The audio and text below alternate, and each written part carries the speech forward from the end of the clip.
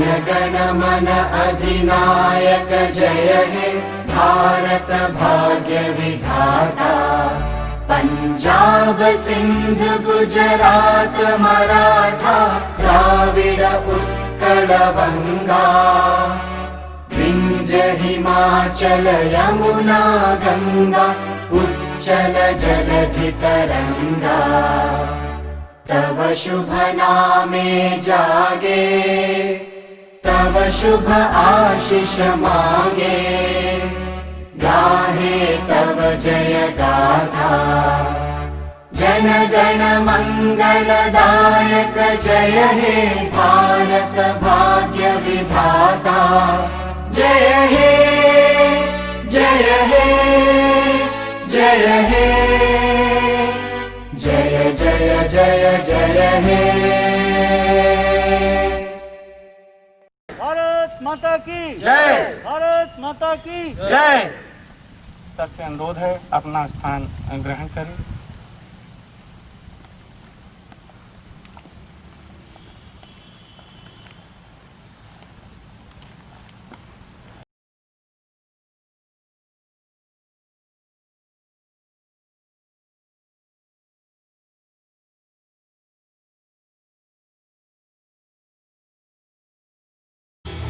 मेरी धरती मुझसे पूछ रही कब मेरा कर्ज चुकाओगे।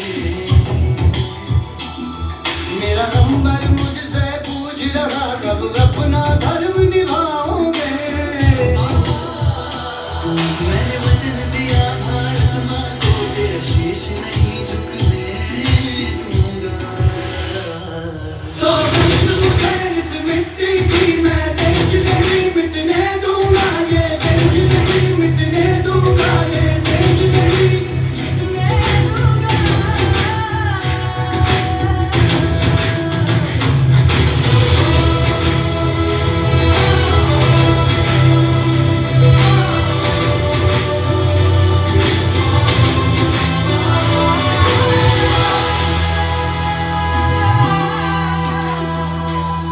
वो जितने अंधेरे लाएंगे मैं उतने उजाले लाऊंगा। वो जितनी रात बढ़ाएंगे मैं उतने सूरज उगाऊंगा। इस जल पर एक दियाली में जल पर एक दियाली में ये दीप नहीं बुझने दूंगा। नमस्कार, मैं शुभ्रा त्रिपाठी आज इस स्वतंत्रता दिवस के पर्व पर एक छोटा सा गीत लेकर के प्रस्तुत हुई हूँ, जो कि कुछ इस प्रकार से है। हो शुभ मंगल गाई तिरंगाए नव भारत भाग्य सुभाग्य करे। सब आए मिले इसके रंग में नित सत्य अहिंसा बोध झरे। शुभ मंगल गाई तिरंगाए है त्याग भरा केसरिया में। है त्याग भरा केसरिया में अनुशाप सरल चारित्र धरे। अनुशाप सरल चारित्र धरे। हरियाली भरे हर चीजों में सौंदर्य भरा सब प्रीत भरे। सब आए मिले इसके रंग में नित सत्य अहिंसा बोध झरे। शुभ मंगल गाई तिरंगाए। ऐ वतन वतन मेरे आबाद रहे तू। ऐ वतन वतन मेरे आबाद रहे तू। मैं जहाँ रहूं जहाँ में याद रहे तू। मैं जहाँ रहूं जहाँ में याद रहे तू। ऐ वतन मेरे वतन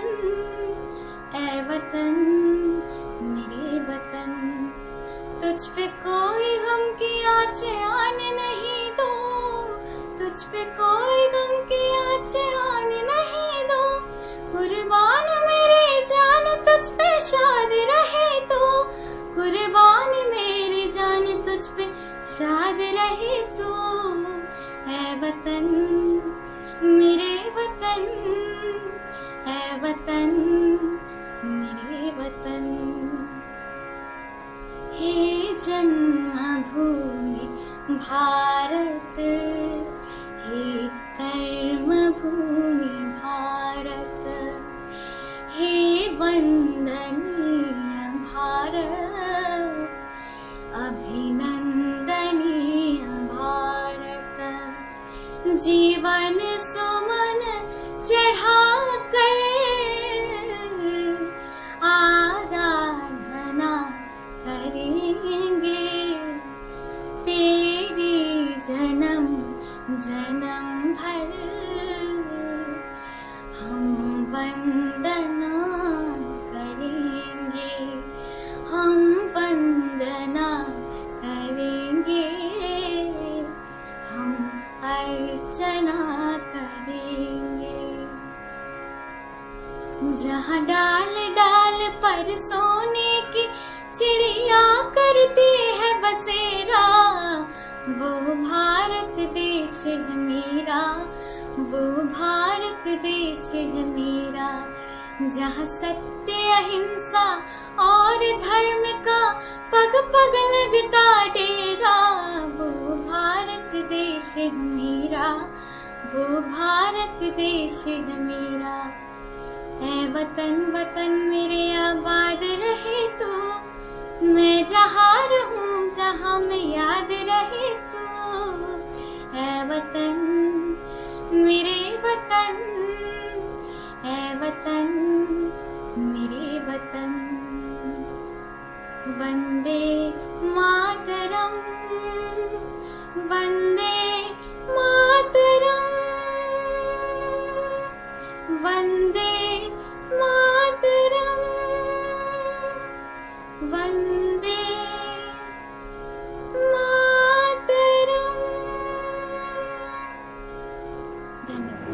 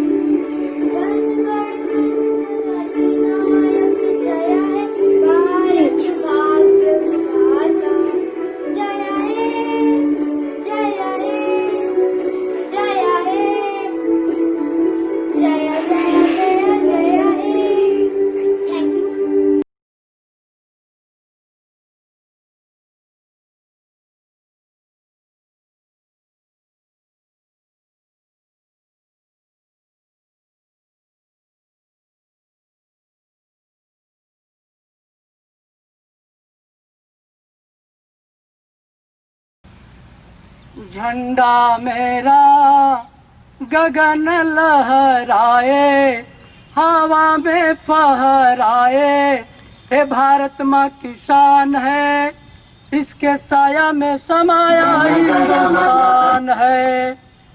केसरिया रंग तो उमंग का प्रतीक है, श्वेत दिखाई सच्चाई, इन दोनों के अंत में बसंत की बहार है।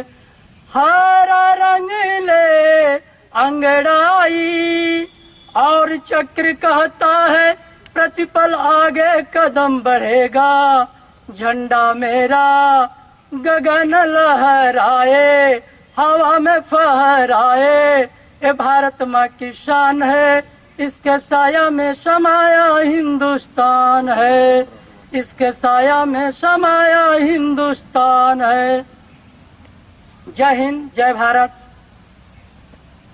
स्वतंत्रता की 74वीं उत्सव पर मैं सभी लोगों को हार्दिक शुभकामनाएं प्रेषित करता हूं। आज के मुख्य अतिथि एवं विद्यालय के गौरवशाली प्राचार्य महोदय, श्रद्धेय उप प्राचार्य महोदय, श्रद्धेय मुख्य अध्यापक महोदय, विद्वान शिक्षक वृंद, विद्यार्थियों, भाइयों और बहनों, आज बड़ा हर्षोल्लास का दिन है। पूरा देश स्वतंत्रता दिवस के खुशी में झूम रहा है। आज के दिन यानी 15 अगस्त 1947 को हमारा देश आजाद हुआ। आजादी का इतिहास बहुत लंबा रहा है। लगभग 200 वर्षों के लंबे संघर्ष के बाद हमारा देश आजाद हुआ। इस खुशी में प्रतिवर्ष 15 अगस्त के दिन स्वतंत्रता दिवस बड़े धूमधाम से मनाया जाता है। आज पूरा देश अपने 74वें स्वतंत्रता दिवस में हर्षोल्लास में डूबा हुआ है। बड़े बुजुर्ग, बच्चे, विद्यार्थी हर्षोल्लास के साथ 15 अगस्त स्वतंत्रता दिवस बड़े धूमधाम से मना रहे हैं। आज यह तिरंगा लहराकर अपने वीर सपूतों की अमर गाथा गाते हुए अपने को गौरवान्वित हो रहा है। यह भारत का तिरंगा अपने वीर सपूतों भगत सिंह, सुभाष चंद्र बोस, चंद्रशेखर आजाद, राम प्रसाद बिस्मिल, ठाकुर कुंवर सिंह, मंगल पांडे आदि लाखों वीरों को, वीर सपूतों को याद करते हुए अपने आप को गौरवान्वित हो रहा है। हमारी आजादी बहुत कठिन परिश्रम के बाद, हमारे स्वतंत्रता संग्राम सेनानियों के त्याग और बलिदान के बाद प्राप्त हुई है। हमारा भी परम कर्तव्य है कि इस स्वतंत्रता को बनाए रखने के लिए हम भी अपने कुछ त्याग और बलिदान, अपने इच्छाओं का, अपने स्वार्थों का बलिदान करें। जब हमारा देश आजाद हुआ तो महात्मा गांधी जी ने इस अमूल्य धरोहर को, इस अमूल्य निधि को सौंपते हुए आह्वान किया था, खासकर युवाओं और विद्यार्थियों से, कि लाए हैं तूफान से किश्ती निकाल कर, लाए हैं तूफान से किश्ती निकाल कर, रखना मेरे बच्चों इसको संभाल कर, इसको संभाल कर। बड़ी मुश्किल से यह अमूल्य धरोहर, यह अमूल्य निधि मिली है, जिसको हमें बचा के रखना है और इसको बचाने के लिए हमें अपने कर्तव्यों का निर्वाह बड़ी ईमानदारी से करना होगा। हमारे देश के यशस्वी प्रधानमंत्री इन्हीं आकांक्षाओं को पूरा करने के लिए उन्होंने भारत को सुदृढ़ बनाने के लिए 2 कार्यक्रम भारत के लोगों के सामने प्रस्तुत किए हैं। पहला है स्वच्छ भारत, स्वस्थ भारत, और दूसरा है आत्मनिर्भर भारत। यह उनकी कल्पना, परिकल्पना तभी पूर्ण हो सकती है जब हम सच्चे मन से इस कार्यक्रम में अपना भागीदारी सुनिश्चित करें। जब भारत स्वच्छ रहेगा तभी भारत मजबूत रहेगा और इसका प्रदर्शन विश्व में करके दिखाएगा। आज देश को सबसे जरूरत है आत्मनिर्भरता की। आत्मनिर्भर तभी हम होंगे जब हम अपना योगदान पूरी ईमानदारी से करें और अपने देश में ही अपनी देश की बनाई हुई चीजों को हम ग्रहण करें, अर्थात स्वदेशी लाओ और स्वदेशी का हम उपयोग और उपभोग करें। आप लोग को बताते हुए बड़ा प्रसन्नता हो रही है कि हमारा देश पूरे विश्व में एक मजबूत किले की भांति खड़ा हुआ है। हमारे देश को देखकर पूरा देश आश्चर्यचकित है। हम विकास की मार्ग पर आगे की ओर अग्रसर होते जा रहे हैं।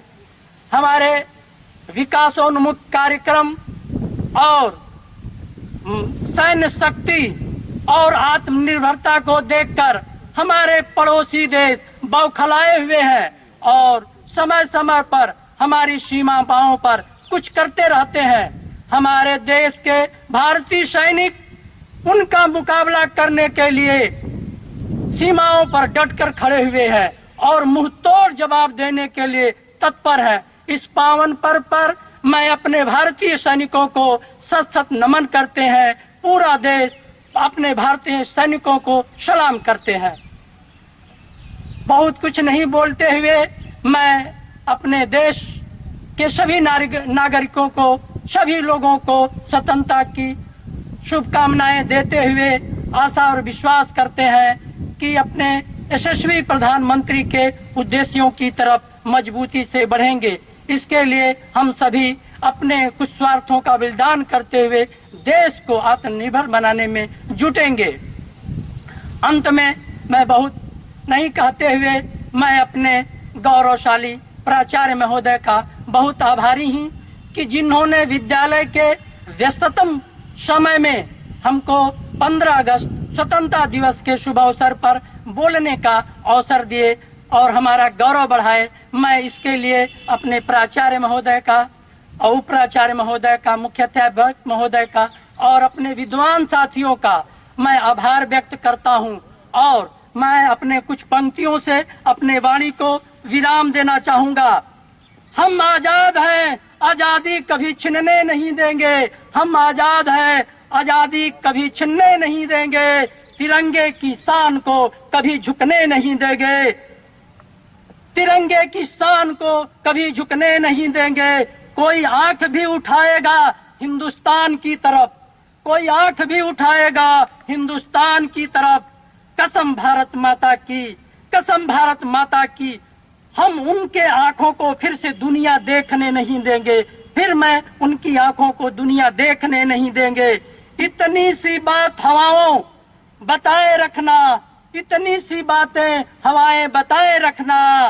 रोशनी होगी चिरागों को जलाए रखना, रोशनी होगी चिरागों को जलाए रखना। लहू देकर हिफाजत की शहीदों ने, लहू देकर हिफाजत की शहीदों ने। ऐसे तिरंगे को हमेशा अपने दिल में बसाए रखना, अपने दिल में बसाए रखना। जय हिंद, जय भारत।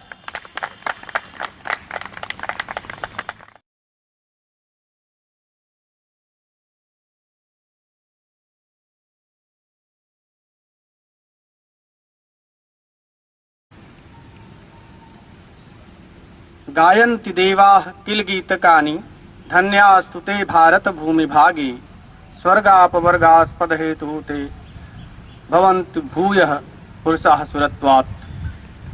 यह ऐसी मिट्टी है जिसमें जन्म लेने के लिए देवता भी तरसते हैं।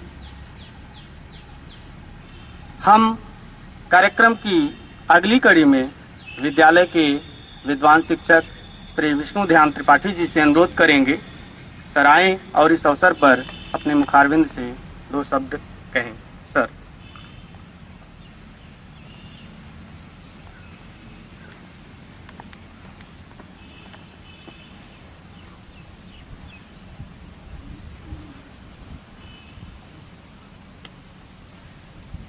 जयतु भारतम, जयतु राष्ट्रध्वजम।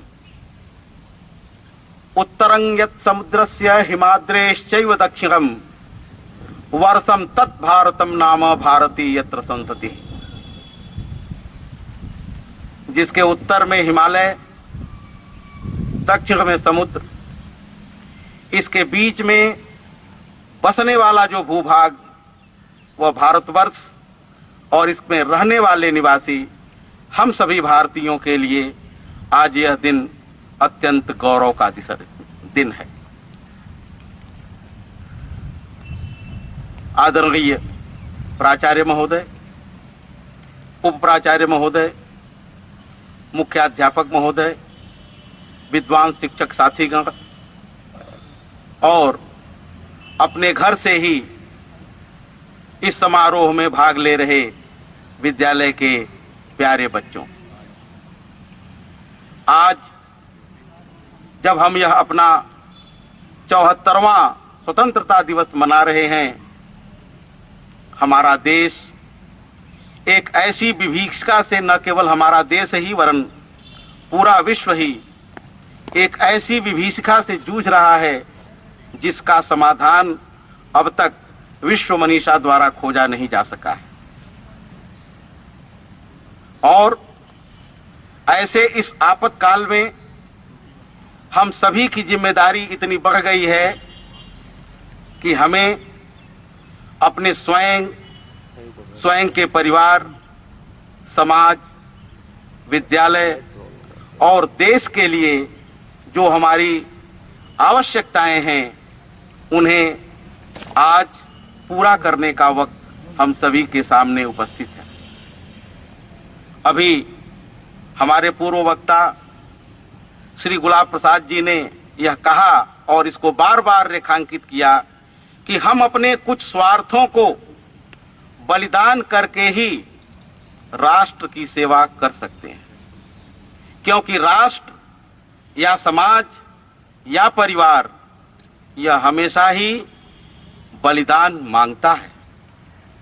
क्योंकि आज हम जिस स्वतंत्र भारतवर्ष में सांस ले रहे हैं, अगर उस समय के स्वतंत्रता संग्राम सेनानियों ने यह सोच लिया होता कि अगर हम यह कदम उठा रहे हैं, इसका परिणाम हमारे लिए क्या होगा, हमारे परिवार के लिए क्या होगा, तो शायद अपने और अपने परिवार के हितों को ध्यान में रखते हुए वे इतना बड़ा कदम कभी भी उठा नहीं पाए होते।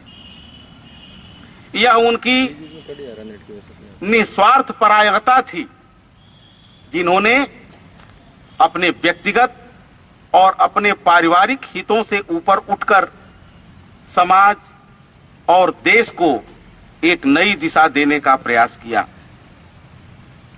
अगर 1857 में मंगल पांडे ने यह सोच लिया होता कि जब मैं अपने एडजुटेंट पर गोली चलाऊंगा तो उसका परिणाम क्या हुआ होगा या क्या हुआ होता, तो संभवतः जिसे हम स्वतंत्रता संग्राम की प्रथम चिंगारी कहते हैं, वह चिंगारी ही न उठी होती। और यह संभव है कि अगर ऐसा न हुआ होता तो हमारी स्वतंत्रता 90 साल के संघर्ष के बाद मिल जाती, इसमें संदेह बना रहता। 1857 से 1947 तक इन 90 वर्षों में कितने देशभक्तों ने अपनी जान गंवाए, कितने लोगों ने ब्रिटिश हुकूमत का झंडा यह आसमान से उसे जमीन पर रौंदने के लिए अपनी जान न्यौछावर कर दिया। यह आज का दिन उन सभी सपूतों के प्रति कृतज्ञता व्यक्त करने का दिन है। जब यह नारा लगा कि स्वतंत्रता हमारा जन्मसिद्ध अधिकार है, ब्रिटिश हुकूमत ने इसे कुचलने के लिए अपना पूरा दम लगा दिया। लेकिन नमन है भारत के उन सूरवीरों को जिन्होंने अपने शारीरिक पराक्रम और बौद्धिक पराक्रम के द्वारा इस देश को स्वतंत्र कराने में सफलता पाई। आज पुनः वह दिन उपस्थित है जब हम सभी को अपने व्यक्तिगत निहित स्वार्थों से ऊपर उठकर अपने प्रति, अपने परिवार के प्रति, समाज के प्रति और देश के प्रति अपने दायित्वों को ईमानदारी पूर्वक पालन करने का संकल्प लेना चाहिए। महाभारत का एक प्रसंग है, युधिष्ठिर ने सरसैया पर पड़े हुए भीष्म पितामह से पूछा, धर्म क्या है? भीष्म पितामह ने उत्तर दिया, धारा धर्म इत्याहु, जिसे हम धारण करते हैं वही धर्म है। फिर पूछा उन्होंने आगे, कहे धर्मो धार्यते प्रजा, और बिना धर्म के हम प्रजा की सेवा नहीं कर सकते। तो अब धर्म क्या है? धर्म रिलीजन नहीं है। धर्म किसी देवी देवता विशेष या किसी उपासना पद्धति का नाम नहीं है। धर्म क्या है कि जिस समय जो आवश्यक है उसका अगर हम परिपालन करते हैं वही हमारा धर्म है। धारणात् धर्म इत्याहो, जो धारणीय है, जो अधारणीय है, वह कदापि धर्म नहीं हो सकता। इसलिए जो भी धर्म हमारा है, वर्तमान में हमारा धर्म क्या है? वर्तमान में हमारा धर्म है कि हम एक शिक्षक हैं और शिक्षक की भूमिका में हमारा जो उत्तमतम है वह हम अगर समाज को दे पा रहे हैं तो इस समय वह हमारा धर्म है। अपने परिवार में हम एक मुखिया की भांति हैं। अपने परिवार को उस मुखिया वाले धर्म से अगर हम सेवित कर पा रहे हैं तो यह हमारा धर्म है। गोस्वामी तुलसीदास जी ने कहा है कि मुखिया मुख सो चाहिए, खान पान कहूं एक, पालई पोसई सकल अंग, तुलसी सहित विवेक। यह परम आवश्यक है कि हम जिस जिम्मेदारी में हैं, अपनी उस जिम्मेदारी से जहां जो आवश्यक है, जब हम उतनी बात वहां तक पहुंचा सकते हैं तब हम अपनी जिम्मेदारी में असल में सफल हैं। क्योंकि मुख अगर यह सोचे कि आंख बहुत ज्यादा जो है वो देखती है, इसको थोड़ा ज्यादा न्यूट्रिशन दे दिया जाए, पैर ज्यादा चलता है, इसको आंख से थोड़ा ज्यादा दे दिया जाए, हाथ बहुत सारा काम करता है, इसको पैर से थोड़ा ज्यादा दे दिया जाए, फिर यह सोचे कि हार्ट तो जो है ये पूरी बॉडी को जो है वो गवर्न करता है, इसको सबसे ज्यादा दे दिया जाए, तो हम यह देखते हैं कि जब कभी भी हमारी बॉडी इस डिसऑर्डर में आ जाती है, तमाम प्रकार की संक्रामक व्याधियां हमें घेर लेती हैं। अगर हमारे शरीर का चयापचय जो तंत्र है उसने अगर ज्यादा मात्रा में जो फैट है वह आपकी धमनियों को दे दिया कि ये दिन रात जो है ये ब्लड का सर्कुलेशन करती रहती हैं, तो आज हम जानते हैं कि उसमें कोलेस्ट्रॉल जमा हो जाता है, जो हमारे हृदय के लिए सांघातिक हो जाता है। इस प्रकार हमें यह विचार करना होगा, जैसा कि गुलाब सर कह रहे थे, कि हमारे व्यक्तिगत स्वार्थ क्या हैं और वह हमारे समाज और राष्ट्र के निर्माण में कहीं आगे तो नहीं आ रहे। अगर वे आगे आ रहे हैं, हमें अपने उन व्यक्तिगत स्वार्थों की तिलांजलि देनी है। और अभी जो एक वैश्विक संकट उत्पन्न है, कोरोना वायरस, हम सभी एक दूसरे से दूर हैं। प्रकृति के अनुसार हम सभी को अपनी जीवनचर्या को स्थापित करना होगा, क्योंकि इस महामारी ने यह साबित कर लिया कि आप प्रकृति को नहीं साध सकते। आप प्रकृति के अनुसार ही अगर सधें तभी मानव का कल्याण हो सकता है। इसलिए पर्यावरण का संरक्षण, प्रकृति का संरक्षण और प्रकृति के साथ अपने जीवन का सामंजस्य बनाना आज के दौर की सबसे बड़ी आवश्यकता है। हम सभी को इस दिशा में कार्य करने की जरूरत है। हमें अपने स्वयं को, अपने परिवार को और जब भी हम ऑनलाइन माध्यम से बच्चों से जुड़ रहे हैं, उन बच्चों से भी उनके भीतर यह चेतना जागृत करना जरूरी है कि हम प्रकृति का संरक्षण करें। और इतिहास साक्षी है कि जब जब शिक्षक ने कोई संकल्प लिया है वह संकल्प पूरा हुआ है। और हम ईश्वर की कृपा से अपने पुरुषार्थ से इस पद को प्राप्त हैं और हम यह काम बखूबी कर सकते हैं, क्योंकि हमारी स्मृतियां कहती हैं वयं राष्ट्रे जागृयाम पुरोहिता। पुरोहित का क्या अर्थ हुआ? पुरोहित का अर्थ सामान्य जो हम लोग समझते हैं वह नहीं। पुरोहिता का मतलब यह है कि हम अपनी जिम्मेदारी पूर्वक राष्ट्र को जगाएंगे, ऐसा हम संकल्प लेते हैं। इसी बात के साथ मैं अपनी वाणी को विराम देता हूं। धन्यवाद। जय हिंद, जय भारत।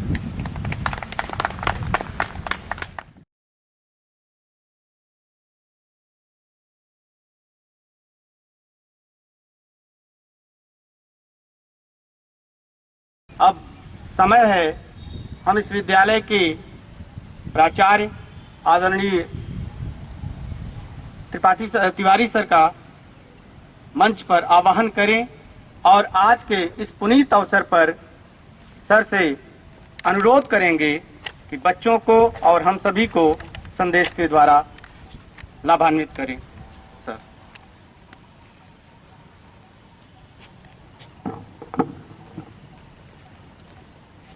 आज माँ भारती के 74वें जन्मदिन पर के स्वातंत्र्य के 74वें जन्मदिन पर की इस मंगल बेला में सर्वप्रथम आप सभी को हार्दिक बधाई। घर पर इसका प्रसारण देख रहे स्नेहिल बच्चों, आदरणीय अभिभावकगण, घर से प्रसारण देख रहे विद्यालय के शिक्षक वृंद, अन्य लोग जो इस कार्यक्रम का प्रसारण देख रहे हैं घर से, और यहाँ पर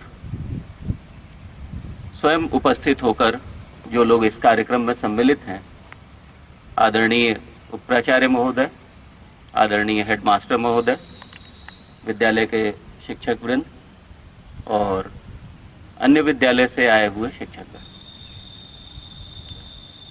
यह हम लोगों के लिए बड़े गौरव का विषय है कि आज हम अपने देश की 73 वर्ष पूरा करने पर 74वीं स्वतंत्रता की वर्षगांठ मना रहे हैं।